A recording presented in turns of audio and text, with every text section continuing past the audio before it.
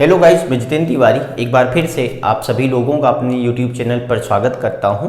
और आप सारे लोग ऐसे ही बने रहें चैनल के साथ और हम लोग लगातार वन बाय वन एक एक करके पूरे इम्पोर्टेंट टॉपिक्स को आपके सामने रिप्रेजेंट करेंगे ताकि एसएसटी जीके जीएस का जो फोबिया है वो पूरी तरीके से दूर हो जाए, दूर किया जा सके। ओके, तो हम लोग साउथ इंडियन डायनेस्टी पढ़ रहे हैं, दक्षिण भारत के राजवंश पढ़ रहे हैं, जिसमें आज अपना ये जो टॉपिक है उसका नाम है राष्ट्रकूट वंश, पांचवा टॉपिक है। इसके पहले हम लोग चोल, चेर, पांड्य, पल्लव चार टॉपिक हमने खत्म किए। आज पांचवा टॉपिक हम लोग पढ़ेंगे जिसका नाम है राष्ट्रकूट वंश। ओके, तो ये जो राष्ट्रकूट थे ना, ये मोस्टली दक्षिण भारत में तो थे ही थे, साथ में अब ये उत्तर भारत में भी अपना विस्तार करने लगते हैं और धीरे धीरे कर भी लेते हैं उत्तर भारत तक अपना विस्तार।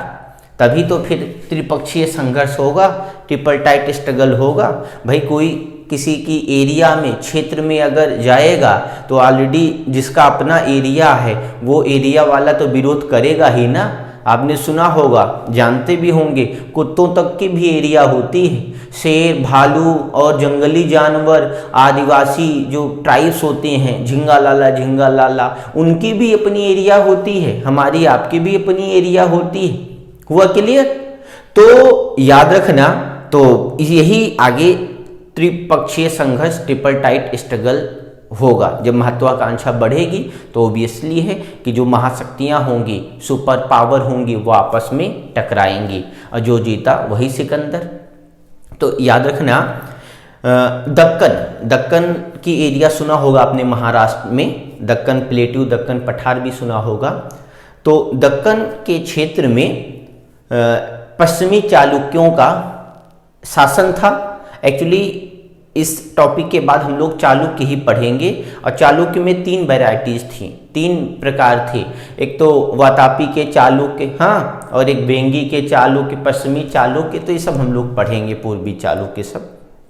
तो चालुक्यों का शासन था और 8वीं शताब्दी के स्टार्टिंग तक, मतलब 8th सेंचुरी के स्टार्टिंग तक, या हिंदी में बोलें कि 8वीं शताब्दी के पूर्वार्ध तक धीरे धीरे पश्चिमी चालुक्यों का प्रभाव कम होने लगा। ओके, और उनका डिक्लाइन, पतन होने लगा, जिसका फायदा किसने उठाया? चालुक्य राजा कीर्तिवर्मन के सामंत दंती दुर्ग ने। यही दंती दुर्ग याद रखना, दंती दुर्ग सामंत है किसका? पश्चिमी चालुक्यों का। और पश्चिमी चालुक्यों का राजा कौन था? कीर्तिवर्मन। तो कीर्तिवर्मन की अक्षमता, उसकी कमजोरी, उसकी वीकनेस का फायदा उठाकर दंती दुर्ग ने क्या किया? अपने आप को पावरफुल बना लिया। ठीक ना?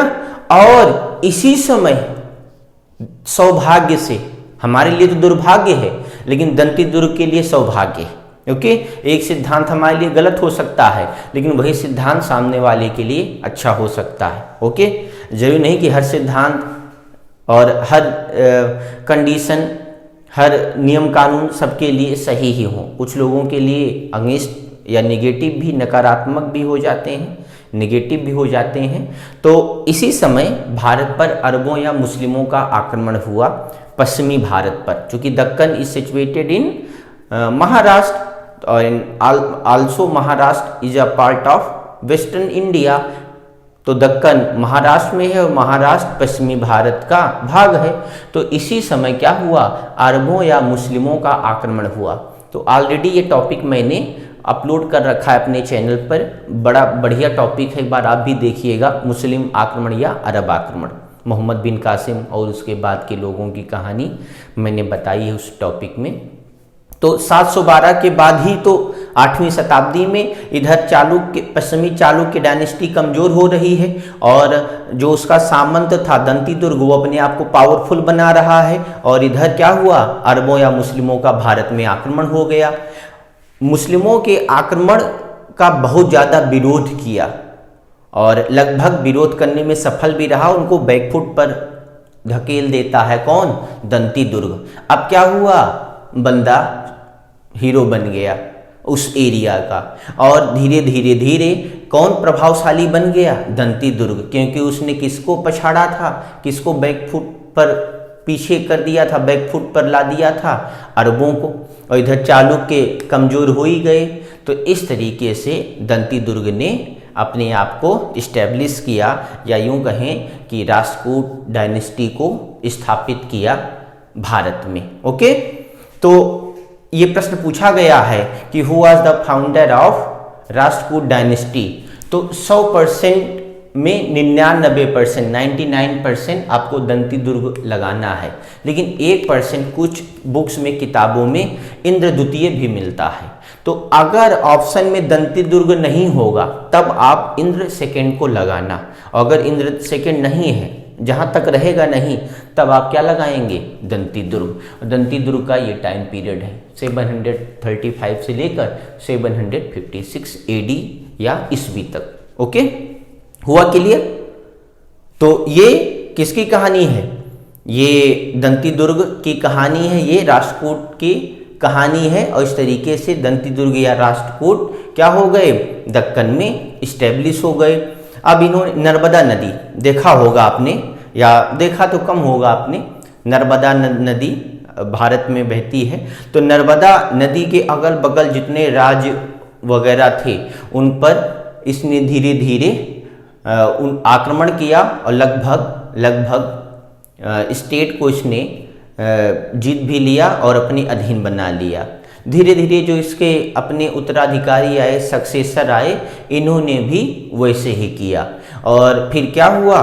जो वही दक्कन जिस पर कभी चालुक्यों का शासन था, इसके बाद मैं पढ़ाऊंगा, जिस पर कभी सातवाहनों ने शासन किया था, सातवाहन भी पढ़ाऊंगा मैं, उस पर अब किसका अधिकार हो गया, किसका कंट्रोल हो गया? तो राष्ट्रकूट का। और दक्षिण को अपने कंट्रोल, लगभग दक्षिण भारत को अपने कंट्रोल में करने के बाद, नियंत्रण में करने के बाद, राष्ट्रकूटों की महत्वाकांक्षा और बढ़ने लगी। और फिर इन्होंने किसका अभियान किया? उत्तर भारत का, नॉर्थ इंडिया का। ओके, नॉर्थ इंडिया का अभियान करना, ये भी कुछ ना कुछ रीजन था। आपने सुना होगा गुप्त वंश के बाद ना हर्षवर्धन राजा बना था, वर्धन साम्राज्य था। तो हर्षवर्धन भी 647 में मर जाता है, 647 ईस्वी में मर गया। अब नॉर्थ इंडिया में कोई ताकतवर राजा नहीं रहा जो पूरे नॉर्थ इंडिया को अपने कंट्रोल में ले सके। तो एक मतलब खाली सा हो गया स्थान, जिसके कारण भी राष्ट्रकूटों ने किधर अभियान किया? नॉर्थ इंडिया की तरफ अभियान किया। और कन्नौज, जिसका नाम था कानकुब्ज, ओके, कानकुब्ज एक ब्राह्मण की वैरायटी भी होती है, जानते होंगे आप। तो कानकुब्ज ही क्या है? कन्नौज है। और अब कानकुब्ज को लेकर, कन्नौज को लेकर शक्तियां टकराने लगी। क्यों? क्योंकि कानकुब्ज पर, कन्नौज पर किसकी नजर थी? उत्तर भारत में राष्ट्रकूट की नजर तो थी ही थी, साथ में पाल वंश की भी नजर थी और गुर्जर प्रतिहार की भी नजर थी। आगे बताऊंगा आपको। तो गुर्जर की ही एक शाखा है प्रतिहार। तो गुर्जर जानते होंगे बदमाश टाइप के होते हैं, राजपूत होते हैं, इनका ब्लड थोड़ा ज़्यादा पंपिंग करता रहता है और किसी से भी लड़ सकते हैं। ओके, लड़ भी जाते हैं। जो लोग दिल्ली में होंगे या इसके अगल बगल वो जानते होंगे। कोई गुर्जर होगा तो बुरा नहीं मानेगा भाई, भावनाओं को समझें।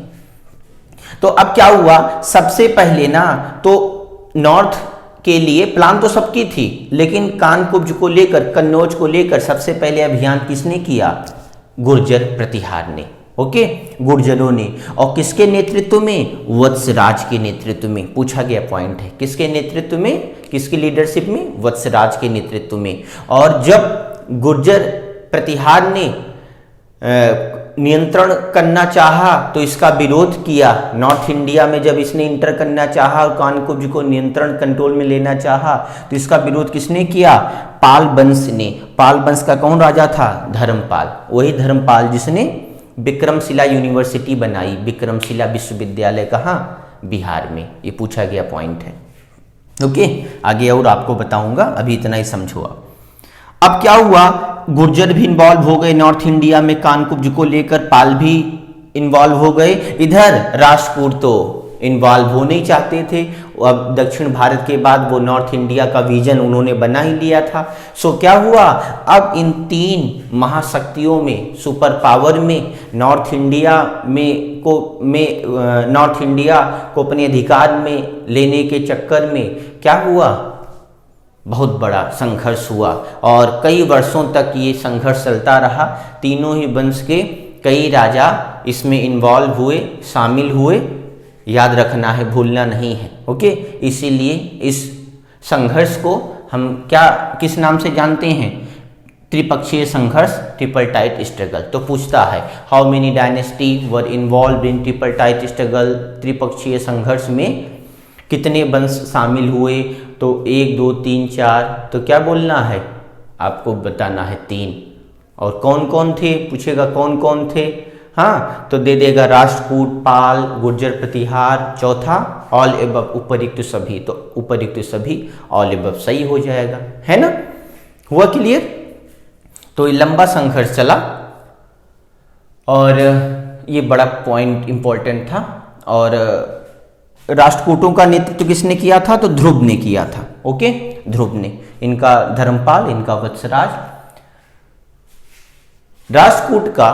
राष्ट्रकूट डायनेस्टी का अंतिम राजा कौन था, तो याद रखना है कर्क सेकंड। कौन था, कर्क द्वितीय। कर्क एक वो होती है ना, राशि भी होती है, जानते होंगे आप।